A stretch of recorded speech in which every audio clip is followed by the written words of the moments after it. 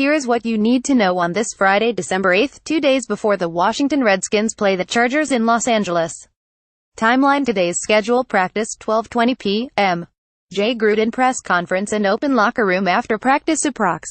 200 days until Cardinals at Redskins 12/17/9, Broncos at Redskins Christmas Eve 12/24/16, NFL Draft 426181395 Redskins under pressure versus the Chargers QB Kirk Cousins. Since the team is not going to be truly healthy for the rest of the year, Cousins is likely to be on this list every week for the rest of the season. He needs to do more with less, and if they can win 2 or 3 games down the stretch, he will deserve a great deal of credit. W.R. Jamison Crowder, given the 2 turnovers he was responsible for last week, I trust this does not need too much explanation. He will be under pressure to make up for it. LT Trent Williams, the Chargers have one of the top pass rushing tandems in the game in Joey Bosa and Melvin Ingram. They likely will flip sides during the game, and Williams will face both of them during the course of the game. Cousins has been sacked 10 times in the last 2 games, and he can't get the job done if Bosa and Ingram are in his face the whole afternoon. Williams has been doing a good job playing through his injury, and he will need to keep it up. CB Josh Norman. The last week the Redskins didn't have Norman shadow Cowboys receiver Dez Bryant. That was a defensible position. Bryant has not had a huge impact this year. The same can't be said of Keenan Allen, the Chargers receiver who is coming in on a record hot streak. Norman should locate Allen when he comes out of the locker room and follow him wherever he goes. It also would help if he could punch the ball out a time or two, something he hasn't done in a while. DJ Swearinger. The Redskins have become dependent on Swearinger to help with both the run and the pass.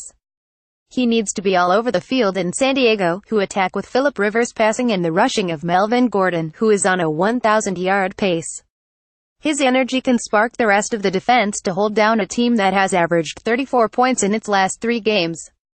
Stay up to date on the Redskins. Rich Tandler covers the team 365 days a year. Like his Facebook page, facebook.com/TandlerRebases, and follow him on Twitter at TandlerNBCS. Tandler on Twitter after missing a couple of practices. Morgan Moses dressed for today. Redskins picked out Twitter.com/PenoQfu6JZ. Rich Tandler at TandlerNBCS. December 7, 2017. In case you missed it, here is what you need to know on this Saturday, December 9th, 1 day before the Washington Redskins play the Chargers in Los Angeles. Timeline: today's schedule, team walkthrough in Los Angeles, days until Cardinals at Redskins 12/17/8, Broncos at Redskins Christmas Eve 12/24/15, NFL Draft 426181338. The Redskins week. That was a look at some of the most popular posts and hottest topics from this week on Real Redskins and NBC Sports Washington. 3 legends call out Cousins, but their criticism misses the mark. 1. Suppose this was good to prepare us for the hot Kirk Cousins takes that are going to come in waves now that the Redskins are out of playoff contention. But, yeah, it was pretty dumb. Nobody will remember the game the last day of November when figuring out how much they want to pay Kirk Cousins. Literally nobody. Radio host claims Redskins receivers don't like Cousins. Okay, this is the last Cousins hot take on this list. I like Dan Patrick's show, and I certainly appreciate his many years in the business. But I have a tough time believing something that is not at all in line with what I see every day. Patrick said, I think they're talking behind Kirk Cousins' back big time with members of the media. No members of the local media will corroborate this. I don't think that Patrick made this up out of thin air, but it seems that his sources were somewhat misinformed. Tight 2017 cap may complicate doing an extension with Zach Brown. It's not always just a matter of pay the man. While the Redskins should have plenty of cap space to do a deal with Brown in 2018, they just don't have the 2017 cap money to be able to pay him a signing bonus.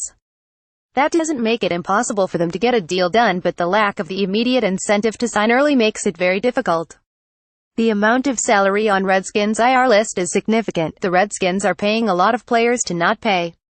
As I noted in the Zach Brown article above, teams get hit twice when a player goes on IR. They have to pay one player who is not playing and another one to take the roster spot of the player on the shelf. That is what happened to the Redskins' salary cap cushion and why they can't make a deal with Brown or take much cap room into 2018. Redskins fan questions. Reed trade, the future at QB. I'm amazed at how many Redskins fans think it would be a good idea to trade Jordan Reed this offseason. The short answer is it's not happening.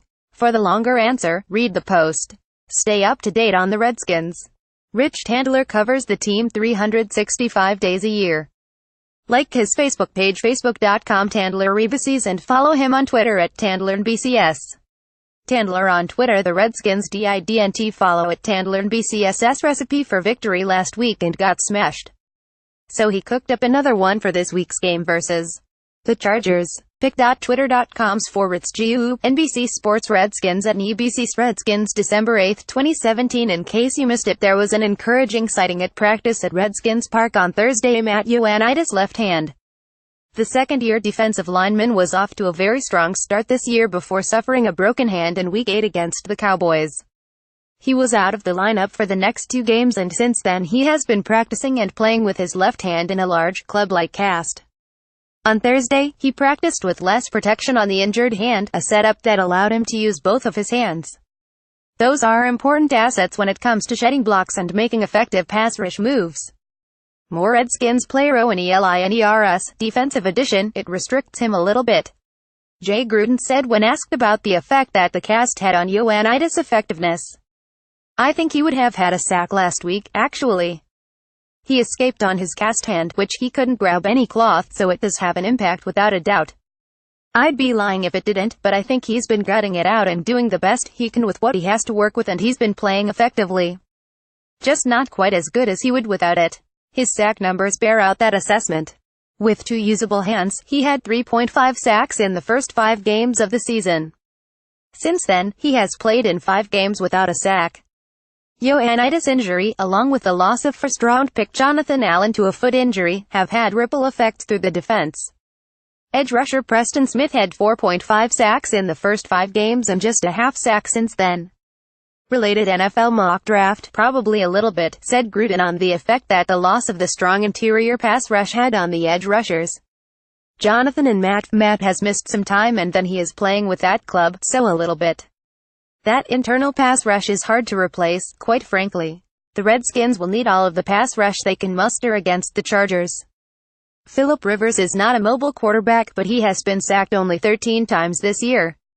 If a less encumbered Ioannidis can pick up his game, Smith and Ryan Kerrigan could disrupt the comfortable pocket in which Rovers has been able to operate. Stay up to date on the Redskins. Rich Tandler covers the team 365 days a year. Like his Facebook page facebook.com/TandlerRebcs and follow him on Twitter @TandlerNBCS.